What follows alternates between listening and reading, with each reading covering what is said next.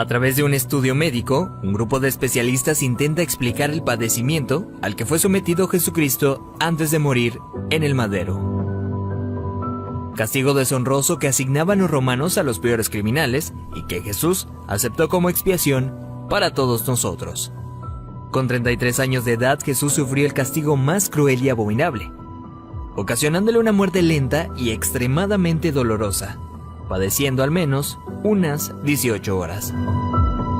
De acuerdo con el estudio, cuando Jesús suda sangre en el huerto de Getsemaní, descrito en el libro de Lucas 22:44, experimentó un suceso llamado hematidrosis, que normalmente se produce cuando hay un gran sufrimiento psicológico. En algunos casos, la ansiedad severa provoca la secreción de químicos que rompen los vasos capilares en las glándulas sudoríficas, emanando mezclas entre sudor y sangre.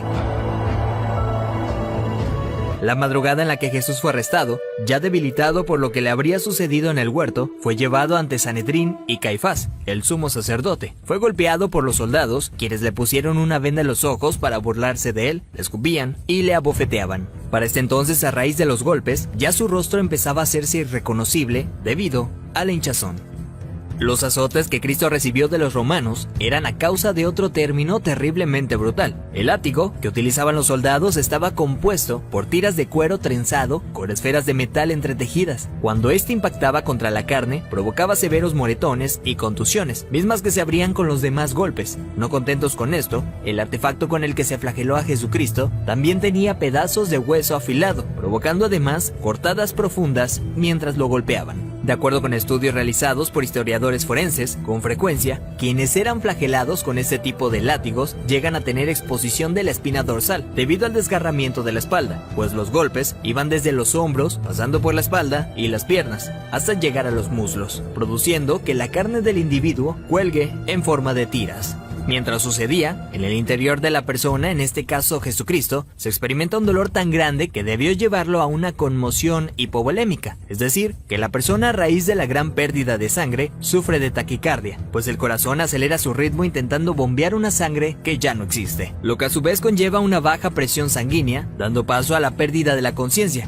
Al mismo tiempo, los riñones dejan de producir orina para mantener el volumen restante. Las personas empiezan a sentir una sed intensa, como reacción del cuerpo para intentar reponer la sangre perdida. Para ese entonces Jesús estaba tan débil que caminar debió ser extremadamente difícil. Aún así tuvo que cargar el pesado madero de aproximadamente 75 kilogramos hacia el lugar de su ejecución. Durante el trayecto nuestro Señor fue humillado, escupido, despreciado por la multitud hasta que se desplomó. Evento que sirvió para que un soldado romano le diera la orden a Simón que llevara el madero un tiempo por él.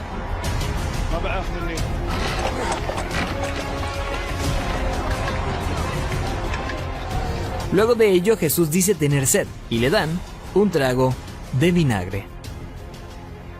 Los criminales condenados a esta pena eran amarrados. No obstante, a Jesús le clavaron de forma horizontal, con las manos abiertas. La viga llamada patibulum aún no se había unido al madero, colocado de forma vertical permanente. Los clavos que se usaban para este hecho eran de entre 13 a 18 centímetros de largo, afilados en punta, con el objetivo de que éste atravesara el nervio mediano. Al romperse ese tendón y poner las muñecas clavadas, Jesús fue forzado a utilizar todos los músculos de su espalda desgarrada para poder respirar.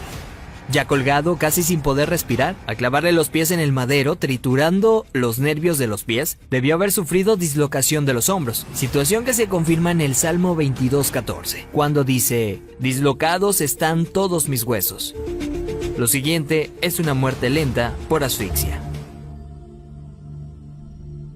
Conforme se iba disminuyendo la frecuencia respiratoria de Jesús, entra en lo que se llama acidosis respiratoria. Dicho en otras palabras, es cuando el dióxido de carbono de la sangre se disuelve con el ácido carbónico, lo cual produce un aumento notable en la acidez de la sangre, lo que lleva a que el pulso sea irregular. De hecho, al sentir su corazón latir de forma errática, hubiera sido un indicador claro para Jesucristo que estaba a punto de morir. Y es entonces cuando probablemente pudo haber pronunciado aquella frase: «Padre, en tus manos encomiendo mi espíritu», para después morir de un paro cardíaco.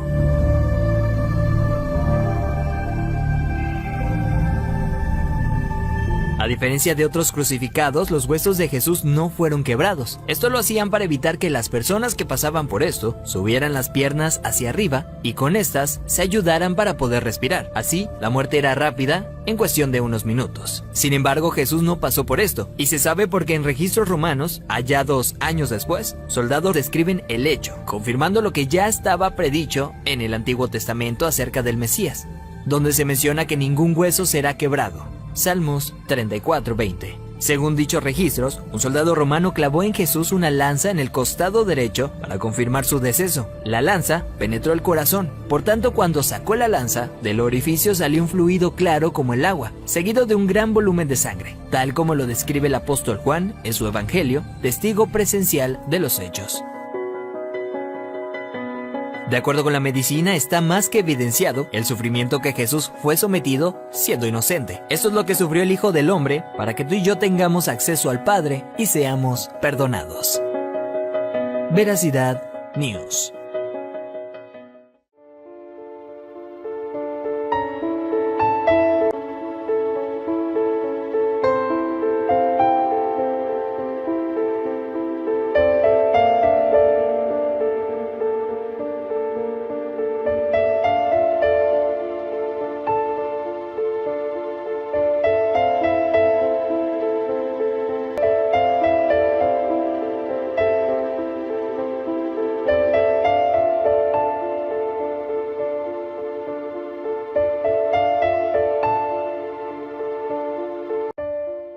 Mas el herido fue por nuestras rebeliones, molido por nuestros pecados, el castigo de nuestra paz sobre él, y por su llaga fuimos nosotros curados.